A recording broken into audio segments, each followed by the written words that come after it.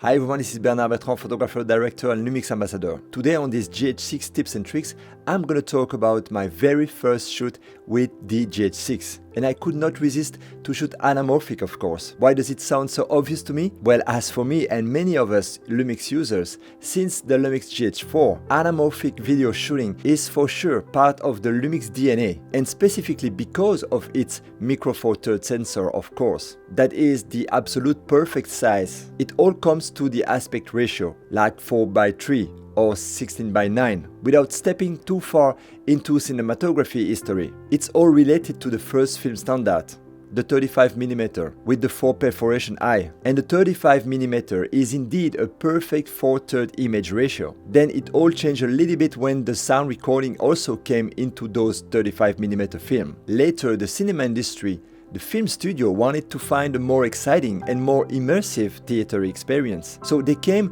with a process for producing immersive widescreen image. And I'm gonna skip all the details as I would like to keep those tips and tricks video as short as possible. But filming on the entire surface of a micro four thirds sensor, such as the Lumix GH6 camera, is absolutely perfect in combination with an anamorphic lens or anamorphic scope, such as the one I've been using, the 1.5 Aivascope, and I will come back on my setup in a minute. Basically, what we do is that we are capturing every single pixel information coming out of the micro four thirds sensor.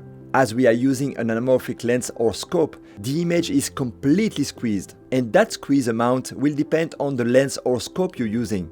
And then in post, we are unsqueezing the image, and we then get a gorgeous widescreen cinematographic image. And shooting anamorphic does not limit the concept to produce a super wide image. It also has a number of particularities, such as the way the anamorphic lens will react with the flares and the oval bokeh, in opposition with circular bokeh coming out of the common spherical lenses. But it also messes with the focal length. Let's say you are using a 50mm anamorphic with a squeeze factor of 2.0. It means that your focal length will be 50mm this way. But as you are on a 2.0 squeeze, your horizontal focal length will be 25mm, and this is unique to anamorphic lenses and scope, obviously. Imagine you have to shoot somebody driving a car, and you are seated into the passenger seat. 50mm vertical but 25 horizontal could be really helpful, right? On the Lumix cameras, the interesting thing is not only that Panasonic offers,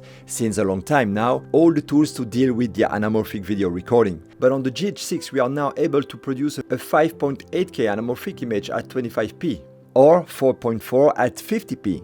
This is absolutely crazy in terms of image size. Imagine the final image size when you will unsqueeze that file in post. When I mentioned earlier that we are finding all the tools to shoot anamorphic on a Lumix camera, I meant that you will of course be able to unsqueeze the image when you are recording or playing back the clip on the camera. You are actually able to choose from a large range of anamorphic lens and scope. With my Aivascope, I have 1.5 squeeze, but you are able to choose from 1.3, 133, 1.5, 1.8 and the cinema industry standard 2.0.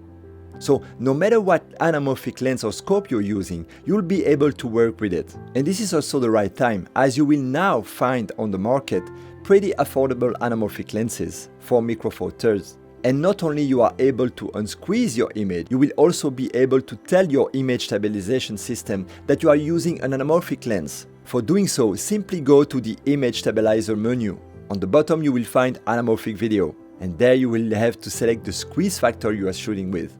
And this will adapt your image stabilization to your sensor. So let's come back to my very first shoot with the GH6. I did use the 1.5 Aivascope.